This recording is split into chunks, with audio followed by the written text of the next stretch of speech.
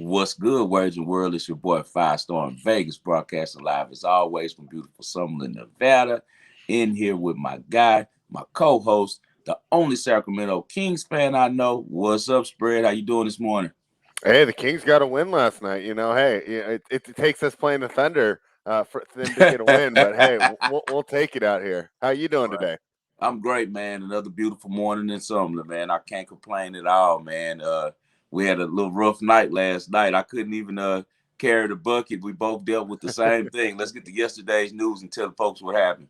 Yesterday's news, man. I dropped the play, right? But I took an underdog, and this is probably about the third time this has happened in the past 2 months. Every single favorite won in the NBA last night, and I was thinking about it, and I'm thinking, is this because there's more shows like ours out here, and other information, and what are they constantly pounding? Hey, you're square if you take the favorite, right? It's a square play to take the favorite, right? I'm wondering if this kind of built-in tax that we're used to for the underdogs is kind of disappearing as more and more sports media gets out there, sports gambling media, right? And the public becomes a little more savvy. But yeah, in the end, I just have to give credit to John Moran and Memphis. The Spurs had a chance, but that team's really good. They're coached well, and I'll just be looking to get right back at it tonight. Yeah, John Morant with an all-time performance last night, going for 52.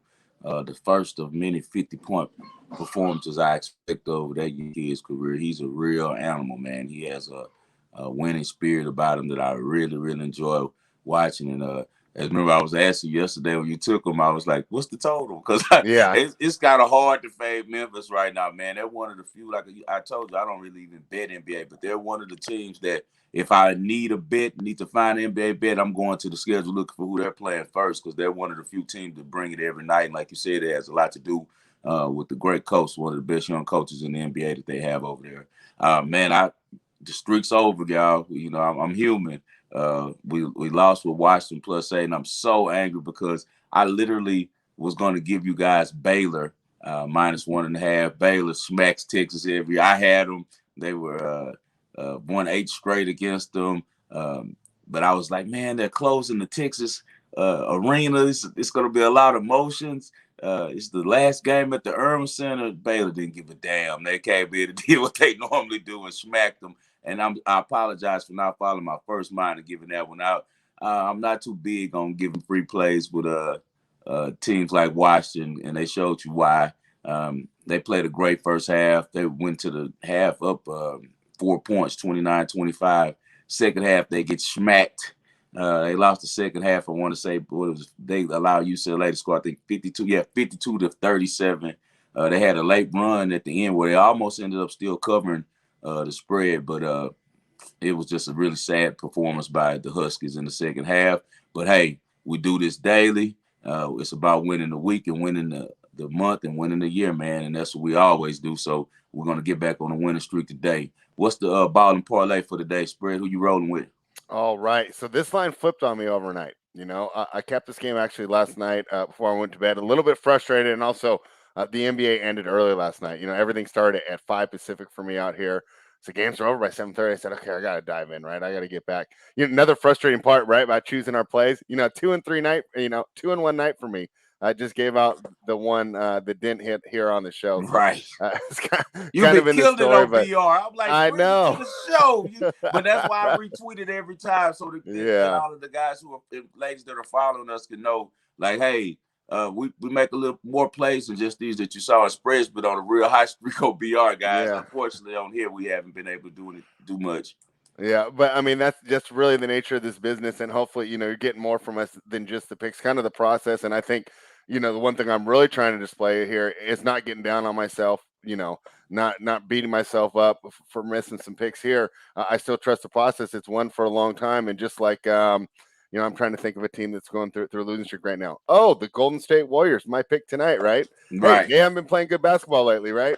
But are you going to say that they're all of a sudden a bad basketball team because they had a bad week? I certainly am not. And No that's why I'm way. going to take them tonight against the Minnesota Timberwolves. This line did flip overnight. The Warriors were actually dogs last night. Boy, I love that number. I went in to go ahead and put it on right now, and I see that they flipped to be favorites. But to me, that move is right. And I think we have a great situation here. And not only, do we run numbers, we use statistics, we use trends, we watch how the teams are playing. But I think we also try to find situational spots. And this is a spot that I personally love, and this is another example of even if the play doesn't win, we're giving out information and things to look for. Right. Warriors blew a 21-point lead against Dallas in their last game, right?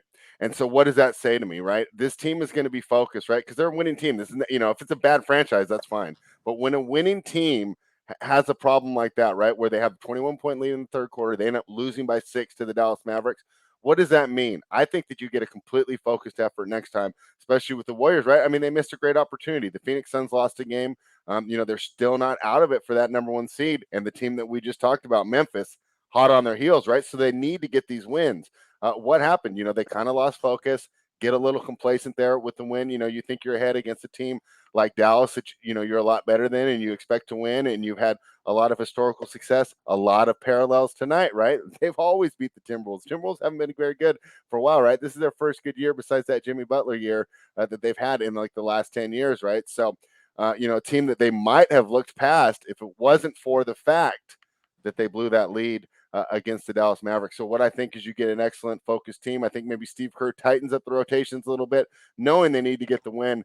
And I think that the loss against the Dallas really, ends up being bad news for the Timberwolves, because I think, this could have been a little different if they came in, off a 15-point victory, if that lead held, right? And they come in with a little bit of swagger, feeling themselves, screwing around, shooting those half-court shots, which Steph can make, right? But let's play some smart basketball. So I'm on the Golden State Warriors tonight, and I think it's a great situational spot with the game where they lit up focus and they let a team back into it. Don't think they do that tonight. I'll take them on the money line.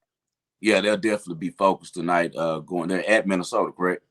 Yeah, it's in Minnesota. Yeah, they'll be focused. Definitely, they know that Minnesota is a up and coming young team with a lot of guys who don't really fear them. So that's going to make Steph definitely play his best game, dealing with Ant-Man, dealing with Patrick Beverly. That's just a match made in heaven. D'Angelo Russell, ex-Warrior, he's been playing great ball, and he doesn't fear them at all. So it should bring the best out the Warriors. They won't be complacent at all tonight. So I definitely like that bet that you're picking with that one. When does Draymond come back for the Golden State? Do you know?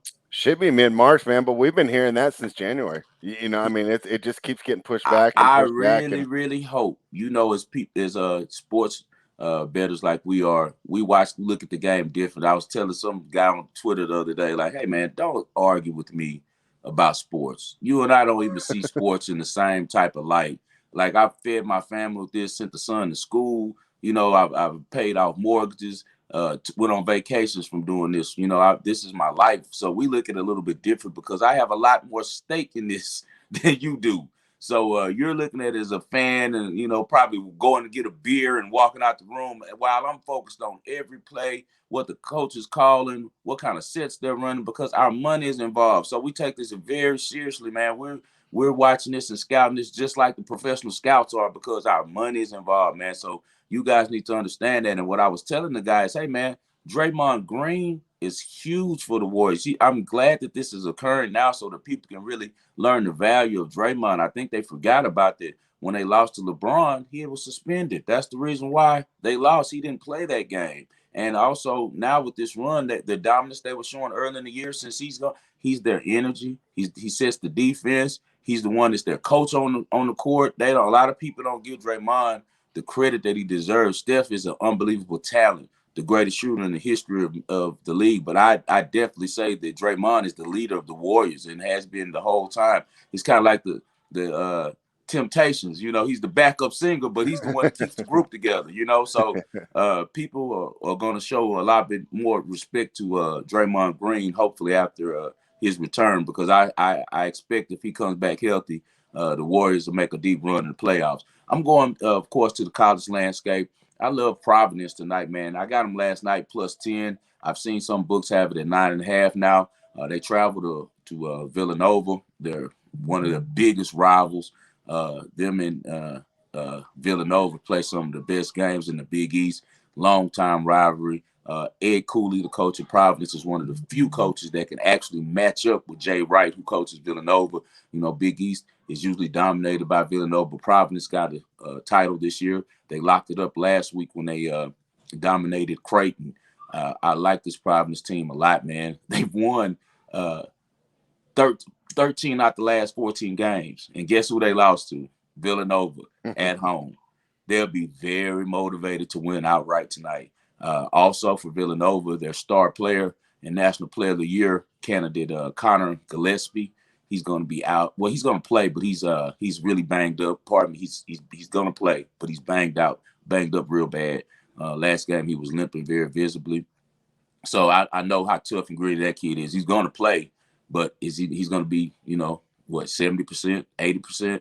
They need him 100% against this team because Villanova doesn't have a long rotation. They probably play 7 players max a game, and he's very intricate to what they do. He's the point guard. He's the coach on the court. Providence already gives the matchup problem with the athleticism. Great guard play. Bynum, man, he's one of the best shooters in the Big East. As I said, this is just too much. I think the books are trapping, looking for the guys who thinking they're so sharp, like, oh, I'm going to lay the 10 with Villanova. I see it just the opposite, man. I think Providence covers this game, man, and look for them late to be in it for the money line. The money line is like plus 300. I'll be all on that one, too. Providence is a good team, man, a real good team. Ed Cooley always has those guys ready to play. They're 9-1 in their last 10 games as dogs.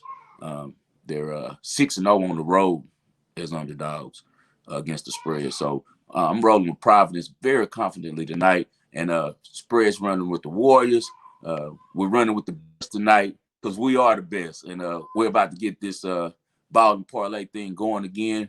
Get you guys back on the winning streak with us. As always, please tune into us exclusively here on SCOON TV. You can follow my guy Spread at Spread ASTAIRE on Twitter. You can follow me at 5-Star in Vegas on Twitter. Spell out the 5, please. Also, subscribe to my guys Spread ASTAIRE's YouTube channel. Subscribe to my YouTube channel, which is 5-Star in Vegas Sports Investments. Hey, guys, let's have a great day today. The best of luck to you all. We'll see you tomorrow.